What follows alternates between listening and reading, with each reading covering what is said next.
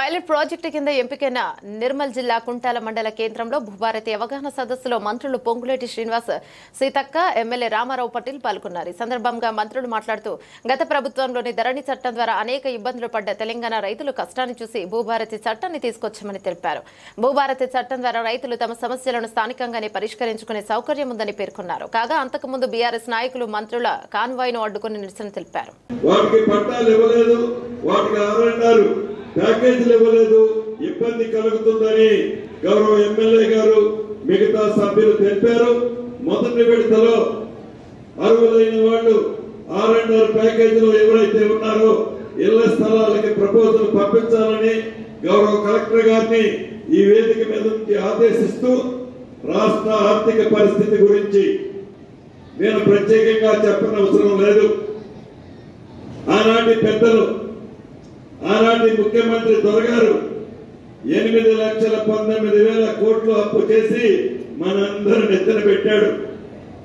ప్రతి రూపాయి ఈనాడు పేదవాడి ఉపయోగం కోసం, పేదవాడి కష్టాలు తీర్చడం కోసం, పేదవాడికి భరోసా ఇవ్వడం కోసం మన ప్రభుత్వం ఉన్న ఆస్తిలోనే, వచ్చే రాబడిలోనే చిత్తశుద్ధితో అది కేటాయించడం జరుగుతుంది.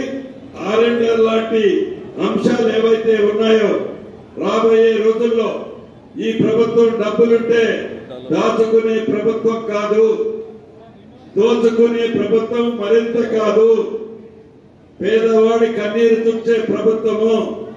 భవిష్యత్తులో మీ R&Rకి సంబంధించిన విషయాలు కానీ ఆర్థిక పరమైన విషయాలన్నింటినీ 3 టీములని ఏర్పాటు చేసి ఈ 3 టీముల ద్వారా ఏవైతే ఆనాటి ధరణిలో సామాన్య ప్రజలు, భూములున్న ఆసాములు, రైతన్నలు వివిధ కారణాల చేత ఇందాక ఏదైతే రైతన్నలు ఇచ్చిన సూచనలు, గౌరవ ఎమ్మెల్యే గారు ఇచ్చిన సూచనలు, మాజీ శాసనసభ్యులు ఇచ్చిన సూచనలు, ఇంకా బోత్ కాన్స్టిట్యున్సీ ఎమ్మెల్యే గారు ఇచ్చిన సూచనలు, వీళ్ళందరూ ఇచ్చిన సూచనలు కూడా ఈ 2025 భూభారత చట్టంలో ప్రజలకి సౌకర్యార్థం, ప్రజలకి మంచి జరిగే విధంగా, భూములున్న ఆసాములకి పూర్తి భద్రత కల్పించే విధంగా ఈ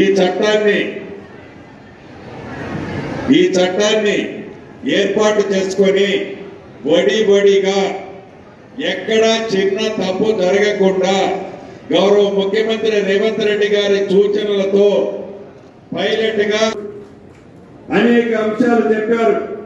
ఉద్దేశపూర్వకంగా ఏ అధికారైనా ఏ రైతన్నని కానీ, భూములున్న ఆసామిని కానీ ఇబ్బంది పెట్టినట్టు తెలిస్తే అటువంటి అధికారి మీద చర్యలు తీసుకునే అంశాన్ని కూడా ఈ చట్టంలో పెట్టాము. అంతేకాదు ఇంకా చాలా ఇందాక అన్న చెప్పారు, ప్రతి భూమిని సర్వే చేయాల్సిన అవసరం ఉంది.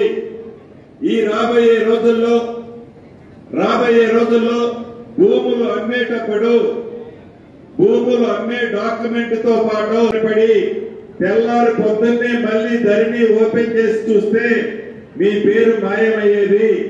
అటువంటి పరిస్థితి ఈ భూభారత్లో ఉండకుండా ఉండే విధంగా, ఎక్కడా ఇబ్బంది కలగకుండా ఉండే విధంగా ప్రజలు కోరుకునే చట్టం ఈ భూభారత చట్టం.